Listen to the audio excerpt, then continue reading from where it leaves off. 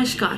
दिन भर की खबरों को लेकर मैं अलका कथोरिया सहारा हरियाणा के इस खास बुलेटिन में आप सभी का स्वागत करती हूं।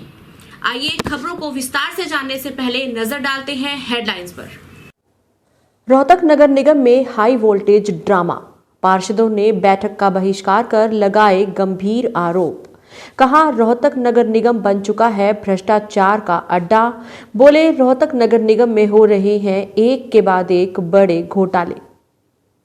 हरियाणा के एलनाबाद सीट पर उपचुनाव की घोषणा, 30 अक्टूबर को मतदान और नतीजा 2 नवंबर को। 3 दिवसीय दिव्य गीता सत्संग कार्यक्रम दूसरे दिन भी जारी। महामंडलेश्वर गीता मनीषी स्वामी ज्ञानानंद महाराज के प्रवचन सुनने दूर दूर से पहुंच रहे श्रद्धालु। सामाजिक, धार्मिक और राजनीतिक लोगों ने की शिरकत। हरियाणा के बिजली उपभोक्ताओं को बड़ी राहत, अब हर महीने आएगा बिजली का बिल। रोहतक के station commandant colonel Bhaskar Gupta को डोगराई बटालियन के पूर्व सैनिकों ने किया सम्मानित। जुलाना के करसोला गांव के लोगों ने गांव में बरसाती पानी की निकासी न होने के कारण NH 352 को किया जाम। वाहनों की NH 352 पर लगी लंबी लाइन से यात्री परेशान। रोहतक नगर निगम में आज उस समय हाई वोल्टेज ड्रामा देखने को मिला जब पार्षदों ने हाउस की बैठक का बहिष्कार करते हुए नगर निगम पर ही गंभीर आरोप लगाते हुए उसे भ्रष्टाचार का अड्डा बताया। इतना ही नहीं, पार्षदों ने कहा कि रोहतक नगर निगम में एक के बाद एक बड़े घोटाले हो रहे हैं। बात अधिकारियों की करें तो वो किसी की भी एक नहीं सुनते। इतना ही नहीं, पार्षदों ने यहां तक कहा कि अगर सीनियर डिप्टी मेयर भी उनके साथ नहीं है तो वो उनके खिलाफ भी अविश्वास प्रस्ताव पारित करने से नहीं चूकेंगे। जब senior deputy mayor Rajkamal Sehgal प्रदर्शन कर रहे पार्षदों को मनाने के लिए उनके बीच पहुंचे तो पार्षद उन्हें भी खरी खोटी सुनाने से पीछे नहीं हटे।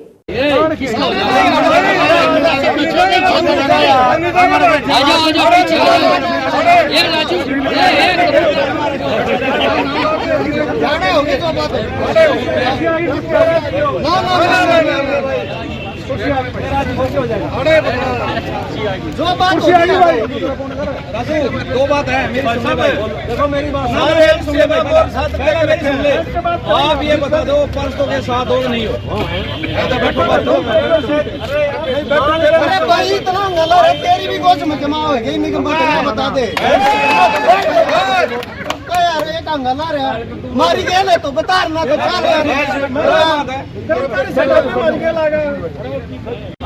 ना जो डेली बैठे आप आयो बात करने तक समर्थन करना है। बात करो, पूछो तुम्हारी परेशानी क्या? परेशानी मेरा नहीं, मैंने सारी आपने एक बात बताओ, एक पर्स देख मोटरसाइकिल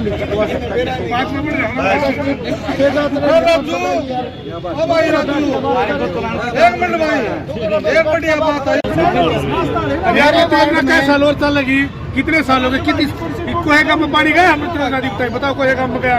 शहर में आया कितना पानी तो साफ आ रहा होगा शहर में, बिल्कुल गंदा पानी आ रहा है मेरे गाँव में। योजना के तहत जो सीवर पानी का जो बोर्ड होना है मेरे वार्ड में रिहायशी इलाका आज भी ऐसा है जहाँ पानी की लाइन नहीं है, सीवर नहीं है। और मेरे ही वार्ड में ऐसी अवैध कॉलोनी है जहाँ एक भी घर सीवर और पानी की लाइन डाली है निगम ने। हरियाणा की एलनाबाद सीट के उपचुनाव की घोषणा कर दी गई है। इस सीट के लिए मतदान 30 अक्टूबर को होगा, जिसके बाद मतों की गणना 2 नवंबर को होगी। ये सीट इनेलो के विधायक अभय सिंह चौटाला के इस्तीफा देने के कारण खाली हुई थी।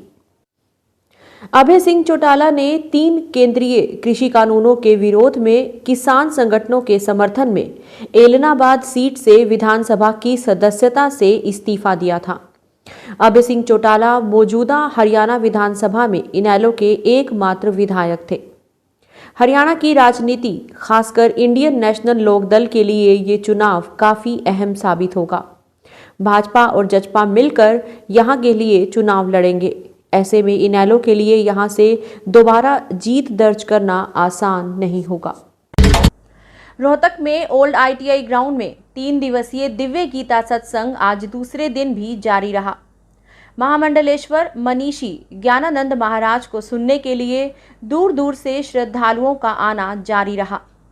दिव्य गीता सत्संग के दूसरे दिन दीप प्रज्वलित करके विधिवत रूप से सत्संग का शुभारंभ किया गया। दीप प्रज्वलित करने वालों में महामंडलेश्वर बाबा कपिलपुरी, कांग्रेसी विधायक भारत भूषण बत्रा, नगर निगम मेयर मनमोहन गोयल, गुरुग्राम विश्वविद्यालय के कुलपति डॉक्टर मार्कंडे आहूजा, महामंडलेश्वर स्वामी परमानंद, निगम पार्षद गुलशन सब मौजूद थे।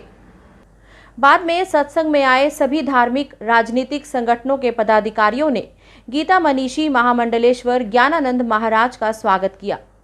इस मौके पर महामंडलेश्वर बाबा कपिलपुरी और गुरुग्राम विश्वविद्यालय के कुलपति डॉक्टर मार्कंडे आहूजा को स्मृति चिन्ह देकर सम्मानित किया गया। इस मौके पर उज्जैन से संत समाज ने भी शिरकत की। पूरा पंडाल गीता जय घोष से गूंज उठा। भारत माता की, गौ माता की, वैदिक सनातन धर्म की, सत्य सनातन धर्म की, आदि सनातन धर्म की, हर हर महादेव हर। उज्जैन से महाराज जी पधारे हैं, उनका भी यहाँ पहुंचने पर हार्दिक अभिनंदन है, बहुत बहुत स्वागत है। तालियों की करतल ध्वनि से आप भी संत जी का स्वागत करेंगे। हमारे रोहतक के महापौर लाला मनमोहन गोयल जी भी पुष्प गुच्छ के द्वारा पूज्य महाराज जी का स्वागत सत्कार कर आशीर्वाद प्राप्त कर रहे हैं। गुलशन पुनियानी जी जो कि हमारे वरिष्ठ पार्षद हैं, वो भी पूज्य महाराज जी का पुष्प गुच्छ के द्वारा स्वागत। और पूज्य महाराज जी जो कि उज्जैन की पवित्र धरा से पहुंचकर, अवधेशपुरी जी महाराज जी उज्जैन की पवित्र धरा से पहुंचकर महाराज जी का पुष्प गुच्छ के द्वारा व्यासपीठ पर स्वागत कर रहे हैं, अभिनंदन कर रहे हैं। राजेश गोयल जी पुष्प गुच्छ से ही पूज्य महाराज जी का उन्होंने भी स्वागत किया। बिजली उपभोक्ताओं के लिए राहत भरी खबर है। बिजली निगम हर महीने बिल भेजने की तैयारी कर रहा है। मारा गांव जगमग गांव योजना के तहत 252 गांव में प्रत्येक महीने बिजली बिल भेजना शुरू हो चुका है। हालांकि ये शुरुआत 48 गांव से हुई थी, लेकिन जितने भी गांव जगमग हुए उनमें मंथली बिजली बिल भेजना शुरू कर दिया गया है। बिजली निगम के इस प्लान से निगम और उपभोक्ता दोनों को फायदा होगा। बिजली निगम को फायदा ये है कि लाइन लॉस को कंट्रोल करने के लिए हर महीने गांव की स्थिति चेक हो रही है। दूसरी ओर उपभोक्ताओं को फायदा होगा कि उनके बिल में सरचार्ज नहीं लगेगा। और दूसरा फायदा ये होगा कि 2 महीने का बिल ज़्यादा एकत्रित हो जाता था, अब हर महीने बिल कम आएगा और आसानी से भरा जा सकेगा।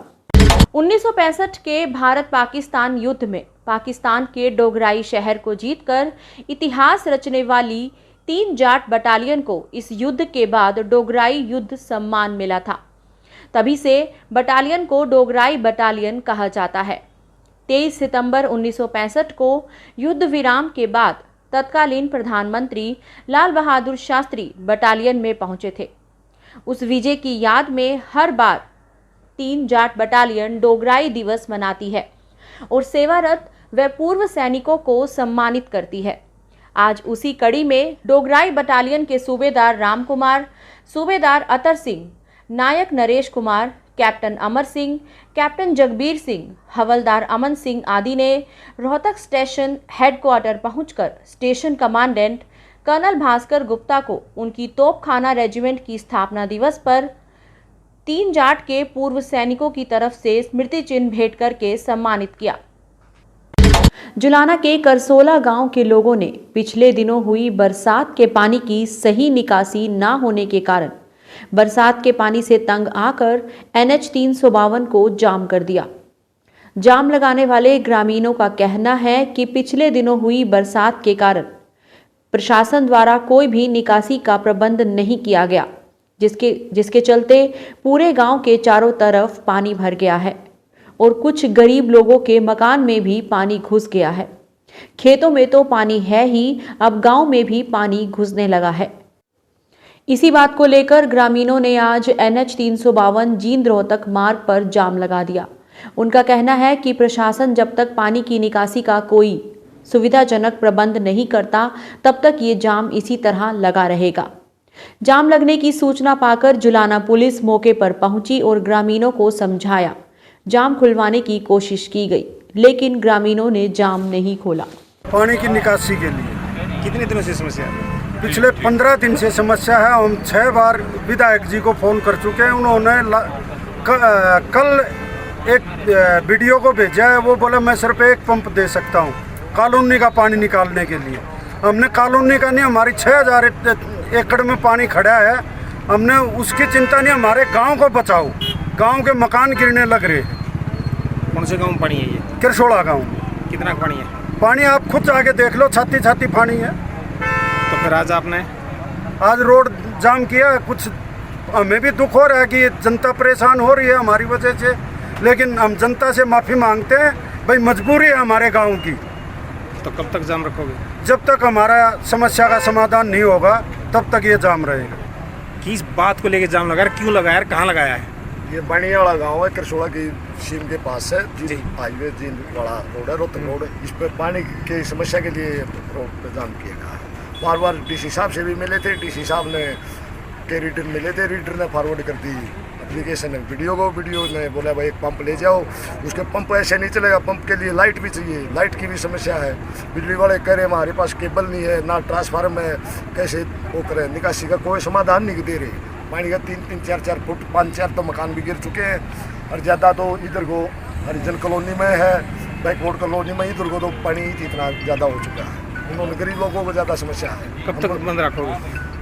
तब तक बात का समाधान नहीं होगा, वही काम है। आज के लिए इतना ही। अगले एपिसोड में आपसे फिर मुलाकात होगी। तब तक के लिए नमस्कार।